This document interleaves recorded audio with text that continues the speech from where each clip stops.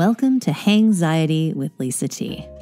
I'm so glad you are joining me on my morning anti-anxiety routine as I dissect whatever issues or news stories from around the world and in space happen to be inhabiting my brain on that particular day. I'm Lisa Timmons, or Timmons Lisa, depending on how you know me, and I like to listen to soothing elevator music while processing some of the most absurd, terrifying, celebrity-obsessed, full-blown late-stage capitalism, climate change, disaster-based news you can possibly imagine, while also narrating over it in a gently informative, classic radio-style DJ voice because, hey, sometimes you just need to hear it that way. You guys, welcome to today's episode of HANGXIOUS with Lisa T. I am your host, Lisa T, and it is Friday, and it's Friday when I'm recording this. I'm really trying to get this out before Saturday because, guys, you know what? My anxiety this week was pretty high. So I'm going to tell you today's topics of discussion really quickly at the top of the show so you know what I'm going to be talking about. So Just Stop Oil protesters interrupted a performance of Les Misérables on the West End in London. The nature of art, humanity, and AI, where the lines are starting to blur. Sentient brain cells recreated in a lab in 2022. How did I miss that until now? And WGA and SAG-AFTRA strike updates. What does all of this mean for IATSE? Also, speaking about that, I'm going to take a look at the history of the emergence of the unions and the corresponding invention of the class system in Hollywood with the introduction of award shows by studio heads. All this and more on today's HANGXIOUS with Lisa T. Oh, I bumped into the thing. All this and more on today's HANGXIOUS with Lisa T.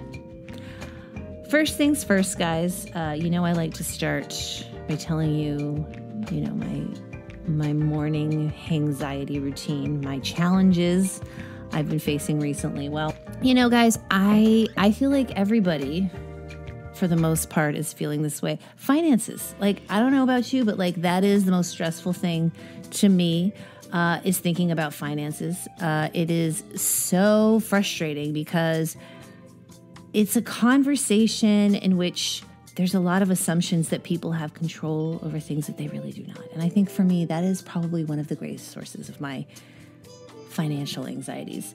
But something that I'm doing that doesn't cost anything, that's helping me, is I'm walking around my neighborhood a lot more. And, I know that's very basic and I should be doing that. But I feel like so many times I just get in such a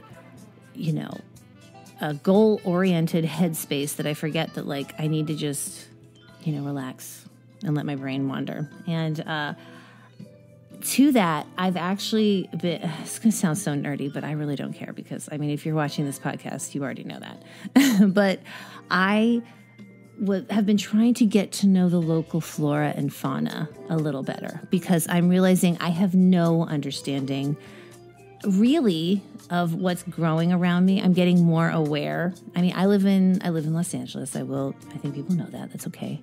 And here it's the desert. It's the desert. People have grass lawns, which is very delusional. I do believe we're going to be getting close to grass lawns being outlawed. At least in Southern California, I hope. But, succulents, desert plants, it's funny. There's such an identity crisis out here of trying to believe that we are this lush green place. And, guys, I don't know when that bubble's going to burst, but, we've all seen Chinatown and I'm nervous. Speaking of water, delicious. Have a drink. But while we were out, I had something very exciting happen to me. I was walking with my husband. Nobody freak out who knows me really well. We haven't had a wedding yet. We're just, we're married in our heads. Just leave us alone.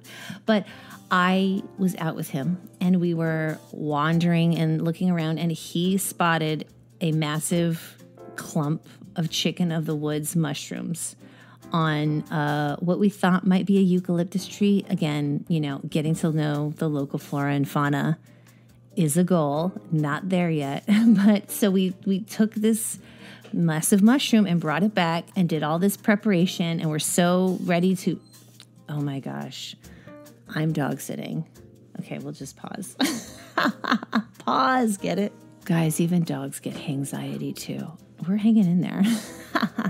But anyways, we see this mushroom, we scope it out, we go back, we get this mushroom, we bring it back into the apartment, and we are gung-ho, slicing it up into the, those little chicken of the, I think it's a motorcycle. Oh, good Lord, everything. Whew. Lord, bear me strength. Okay, so we have the mushroom. We're chopping up into these pieces. We're getting ready. We're drying it. The apartment smells like dried mushrooms. And then I think it dawned on us to maybe figure out what was going on with this tree. What was the tree? And then we looked it up. So apparently, if it is a eucalyptus tree, then, I think it can be poisonous because it's like pulling, so you can't eat that. Okay.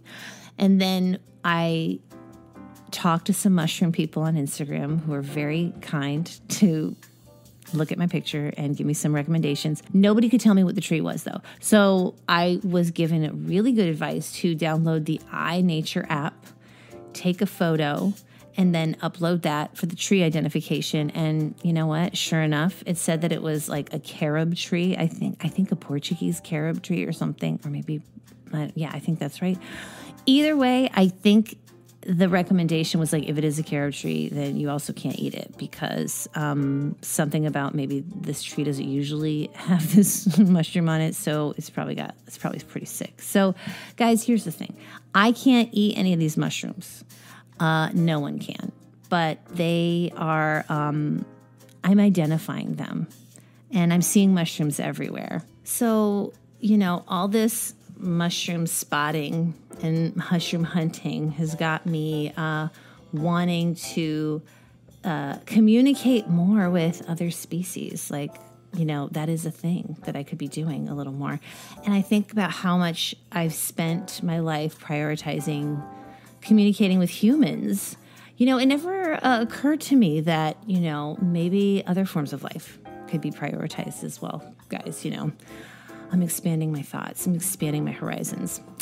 But, that said, guys, that really was my anxiety discussion for the day. I want to segue into some of these news stories, shall we? So this Just Stop Oil protest, a group of protesters from the Just Stop Oil organization interrupted the Les Misérables play at a performance in the West End of London.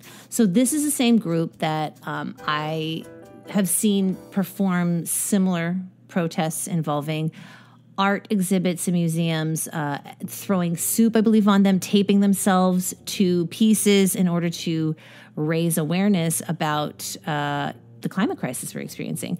And people were so angry. They were so angry to see these people take these pieces of art that are so venerated, especially European art. I mean, of all things that we should be protecting.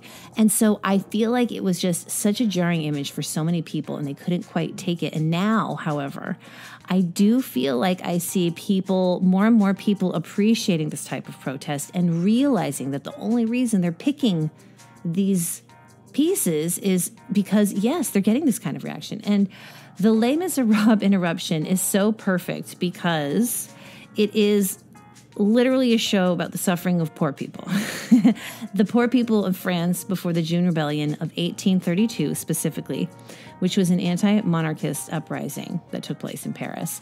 So, I also thought how fascinating it is that this is the way that these individuals, where they are, where they're living, appropriate to their culture and their very specific challenges that they are facing, their protest was so appropriate for that. And then I think about the indigenous people of Ecuador and the referendum that they won earlier, I believe last month, by voting to stop oil drilling in the Amazon.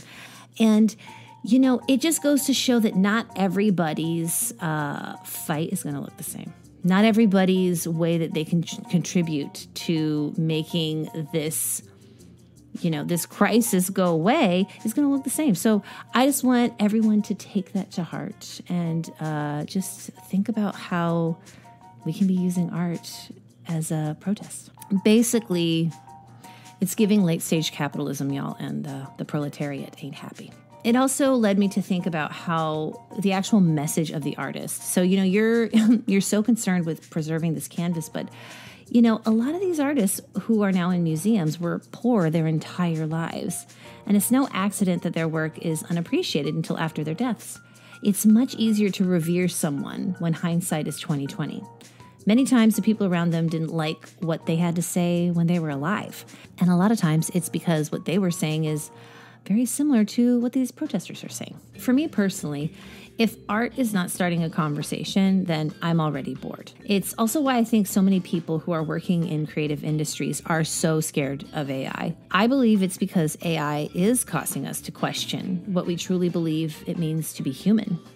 What is true human expression? I believe that if what you value most about yourself, your ability to recreate a hyper-realistic drawing, for example, or writing the perfect television script that adheres to the format's strict rules based on commercial breaks, is something that only exists in the material world, then maybe you're selling your humanity short. Many people have started to point out that if a robot can replicate what you do, then maybe it's time to ask yourself, are you already the robot? Has selling your art caused you to fear losing the ability to keep doing a robotic job that has reduced your art to a cheap reproduction of your true creative expression, just so you can keep a roof over your head? Not to get too existential, but let's be real. I absolutely love getting existential at the drop of a hat. I've actually been doing it all day. As someone who has always struggled to not be a starving artist because of my discomfort with commodifying my work, I genuinely do not feel threatened by AI attempting to replicate whatever it is I'm creating. I'm not interested in providing technical perfection. If I woke up tomorrow and AI had figured out a way to parrot my writing style, my belief systems, my specific sense of humor, then I would have to ask myself, is this exclusively how I define my worth as a human being? And then I remember that at a certain point in my life, I learned to value kindness and consistency over talent and entertainment value. Or maybe I always did, but never felt confident enough to really own that fact. I also completely believe that AI has the potential for human corruption and bias, much like any other tool employed by humankind. However, I also think that many people don't realize that what they're actually afraid of is much deeper than that. Do you have a career, or do you have a calling? I'm not talking about you explaining how you pay your bills, but asking you to examine what you think you truly were put on this planet to do.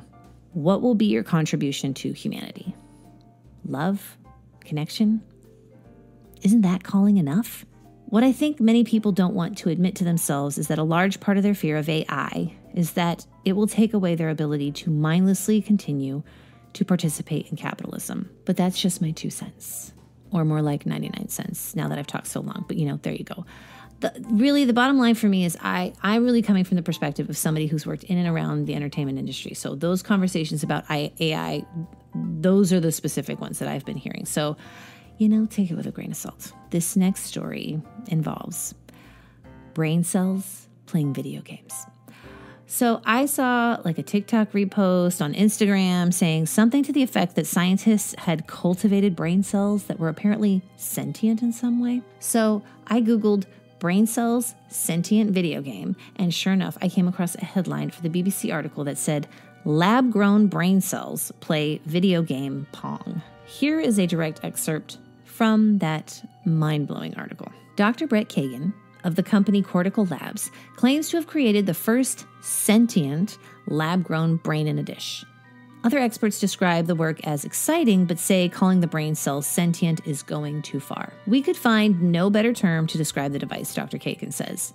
It is able to take in information from an external source, process it, and then respond to it in real time.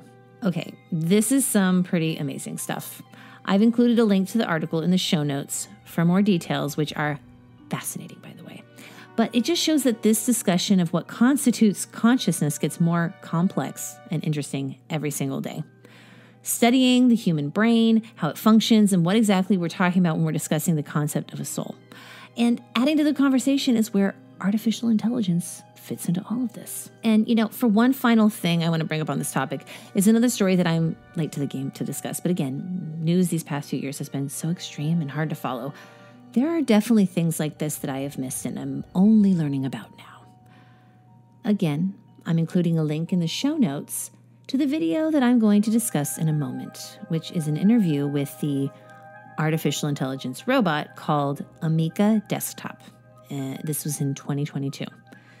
According to the video, Amica is driven by the same artificial intelligence behind ChatGPT. In the video, one of her operators abruptly tells her to shut up, and I have to tell you, that moment stuck with me. This reaction prompted me to ask myself, in this current mindset of mine of learning how to better communicate with things other than humans, does this include robots? Artificial intelligence? How organic is our own intelligence really? We're still not completely sure what the origin story of our own sentience is exactly. When I hear the mechanism of how these AI programs are supposed to work, it sometimes reminds me of what I recently learned about how my own neurodivergent brain works. An inability to interpret social cues, a rigidity in thinking, especially around the topics of ethics and justice, a consistency in personality over the course of a lifetime. In many ways, I relate to the literal speak of the robot much more than I do of the secret, often dishonest meanings coded in so much of human language and behavior. But of course you knew that. I mean, look at this podcast. All right, guys. So let's get back into some entertainment-focused news. Drew Barrymore's writers. All three of Drew Barrymore's writers aren't coming back, even though the WGA, the Writers Guild of America, has reached an agreement as of September 24th.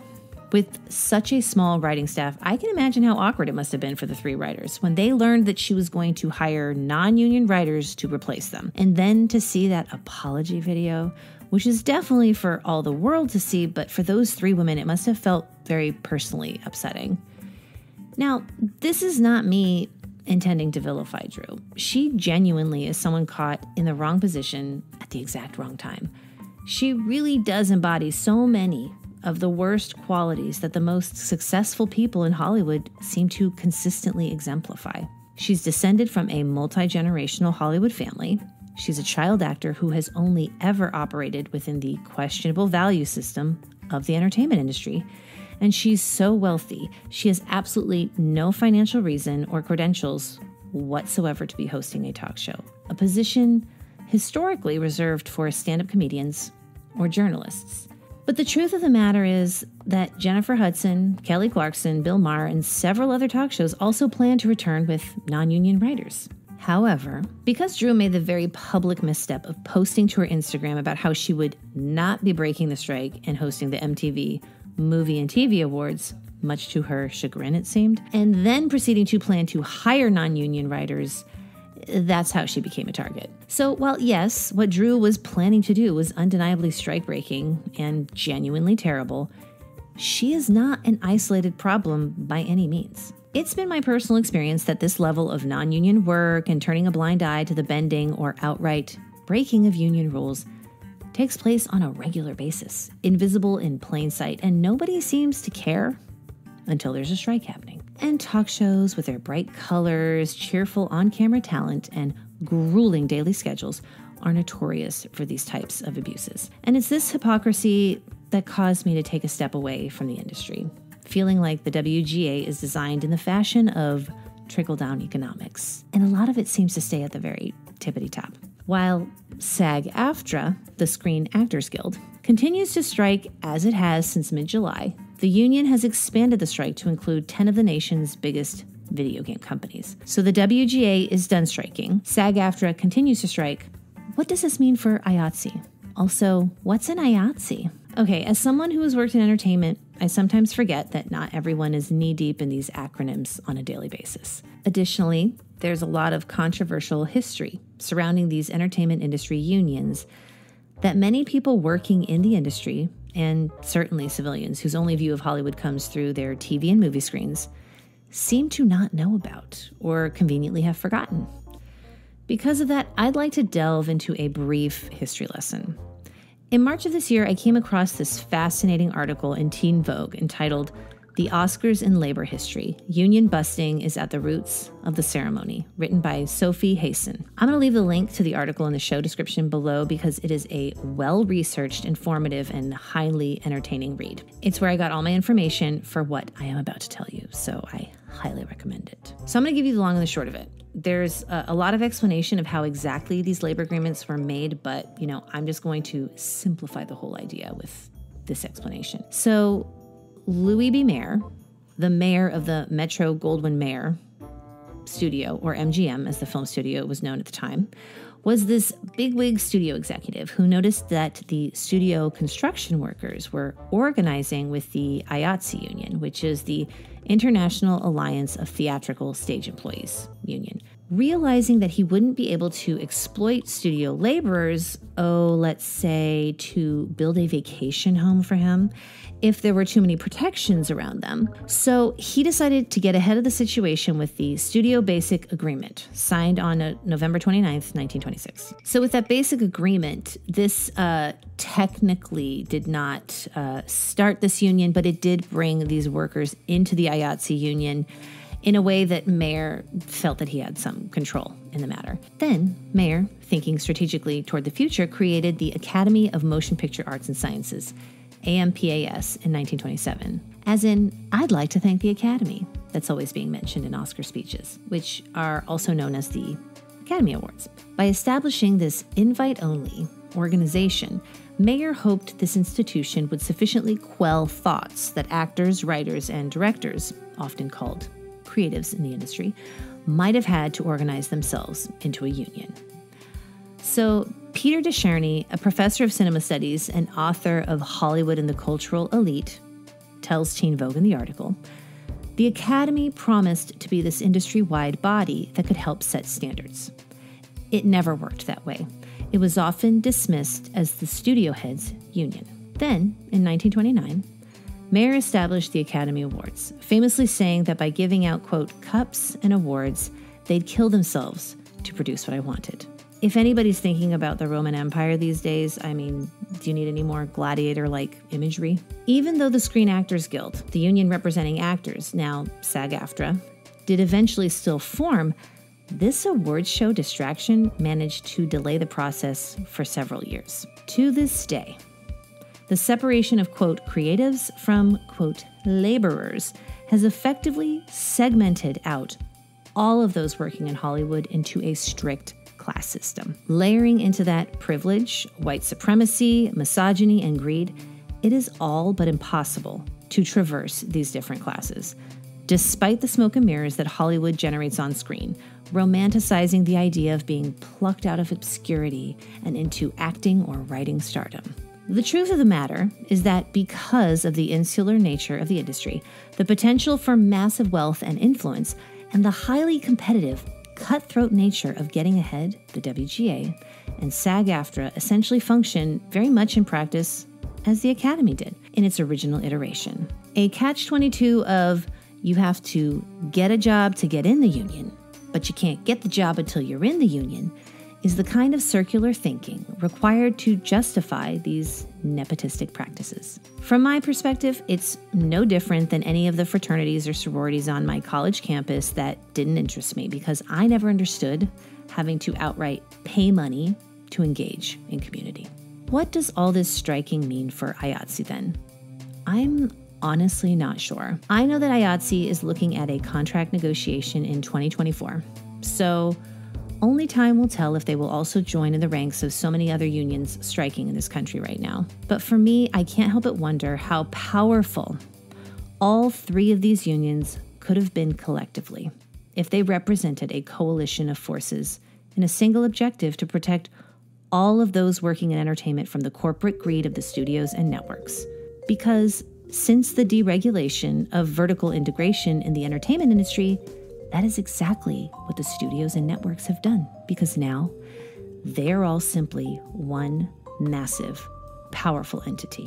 And to circle back to the whole art versus AI discussion in regards to these Just Stop Oil protesters, if I think to myself about the piece of art itself, I can't help but ask, is the canvas the work of art? Or is the true artistic expression something that AI could never replicate? The act of inciting revolution. Okay, well, on that light note, this has been my weekly wrap-up on Hangxiety with Lisa T.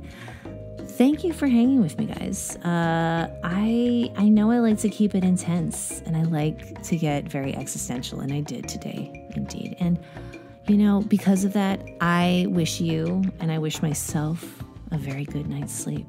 And enjoy your weekend.